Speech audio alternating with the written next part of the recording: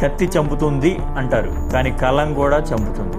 ఒకప్పుడు ఈ బుక్స్ దేశాలను మార్చాయి, ప్రజల ఆలోచనలు విషంలా మార్చాయి, ప్రపంచాన్ని యుద్ధ మంటల్లోకి నెట్టాయి.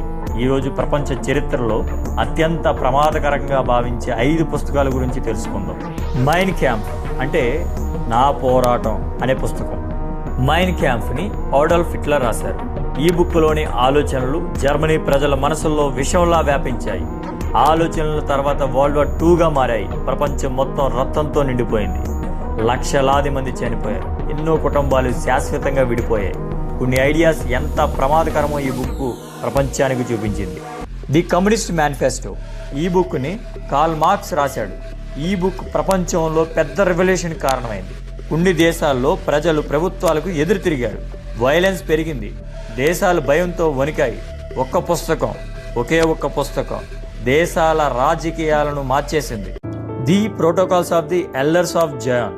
ఈ బుక్ నిజానికి ఫేక్, కానీ చాలా మంది దాన్ని నిజమని నమ్మారు. ఆ తర్వాత ప్రపంచంలో అనుమానాలు, ద్వేషం, భయం పెరిగిపోయాయి.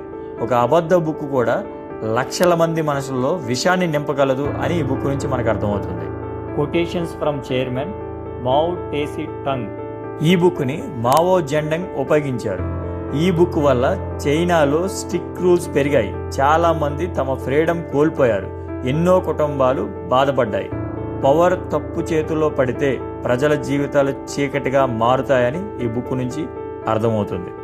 The anarchist cook book.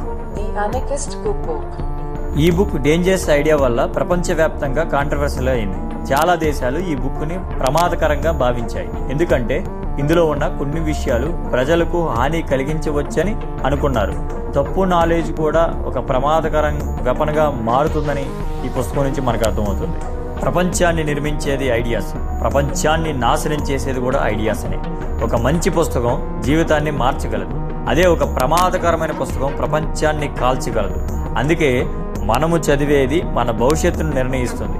ఇలాంటి పవర్ఫుల్ స్టోరీస్ కోసం voice of books by Ravi Varma ఛానల్కి సబ్స్క్రైబ్ చేయండి. Thank you so much. Thank you nature.